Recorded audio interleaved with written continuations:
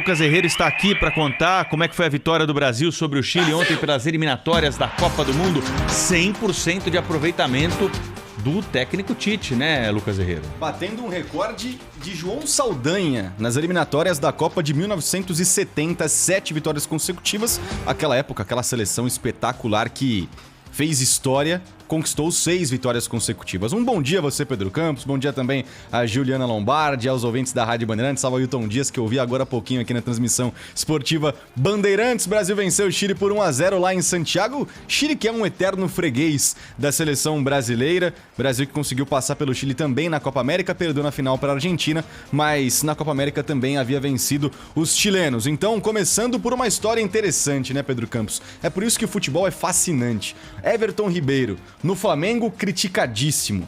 Foi, inclusive, um dos jogadores mais criticados pela convocação, já que no Mengão, numa equipe que marcou 110 gols em 47 jogos, ele fez apenas um. Vige uma temporada realmente abaixo da expectativa. Na seleção brasileira, ele tinha um gol também, marcou o segundo, saiu do banco de reservas para garantir a vitória da seleção brasileira. Então, nessa temporada ao todo, o Everton Ribeiro tem 3 gols.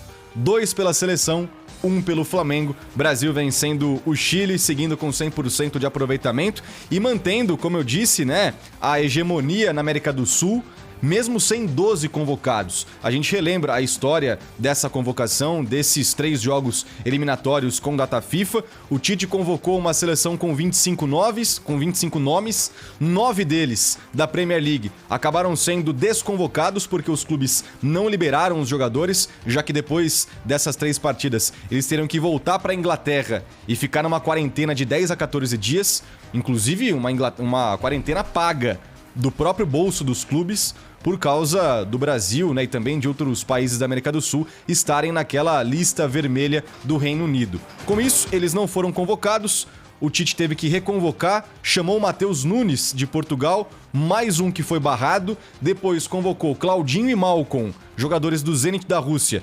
Os dois se apresentaram e tiveram que ser desconvocados, então ao todo 12 atletas que não puderam atuar pela seleção brasileira devido a esse panorama de pandemia. Mesmo assim, o Brasil, completamente desfigurado, venceu a 7ª consecutiva em jogos das eliminatórias. Resumindo, o Brasil jogou bem? Não jogou bem, mas venceu o Chile por 1-0. E essa atuação abaixo da crítica do Brasil passa muito pela atuação do Neymar, principalmente. Neymar que tá voltando agora de pré-temporada, curtiu bastante, né? A gente sabe, Pedro Campos, ele que tem muito dinheiro, tá certo em curtir as férias. E tem um monte de meme na internet, daquelas brincadeiras do chamado Ney Gordo. A gente vai ver, pra quem acompanha a gente pela internet, pelo youtube.com/Rádio Bandeirantes Oficial. Olha lá, Pedro Campos, as montagens que fizeram com o Neymar.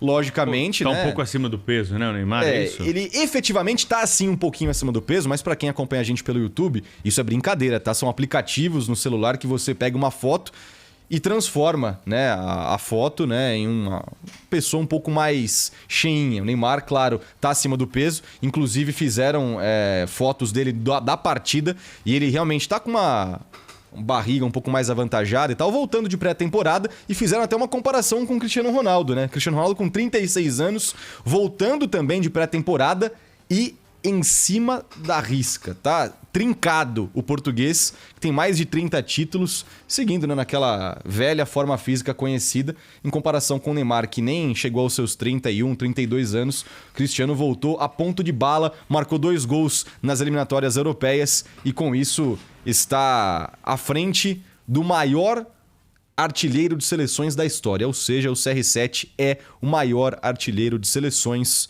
de todos os tempos, continua batendo recordes, assim como também o brasileiro Neymar e o Brasil do técnico Tite. Falando um pouquinho sobre os outros jogos das eliminatórias, ontem a Argentina venceu a Venezuela por 3-1 e encostou no Brasil, mas mesmo assim a seleção está 6 pontos à frente da Argentina, que é a segunda colocada. O Brasil tem 21 pontos, a Argentina tem 15. Os outros jogos dessa quinta-feira: Equador 2, Paraguai 0, Peru 1, Uruguai também 1, Bolívia e Colômbia empataram por 1-1. Nas eliminatórias europeias, destaques para algumas partidas, como por exemplo a goleada da Inglaterra para cima da Hungria por 4-0. E é importante que a gente fale sobre isso, Pedro Campos, porque a torcida húngara é muito conhecida pelo extremismo, né? Na Eurocopa, por exemplo, eles ficaram imitando sons de macaco durante a partida contra a França, são contra o movimento LGBT e na partida de ontem contra a Inglaterra, eles vaiaram quando os jogadores da Inglaterra se ajoelharam no movimento antirracismo. E aí, quando a Inglaterra fez 4 gols respondendo em campo, eles tacaram copos de cerveja no gramado. Alguns jogadores ingleses pegaram esses copos de cerveja e beberam. Caçoando, né? Ou não dando a mínima atenção a esse movimento extremista dos torcedores húngaros, que não são ultras, são preconceituosos, são criminosos também, Pedro Campos. Obrigado, hein, Lucas Herrero.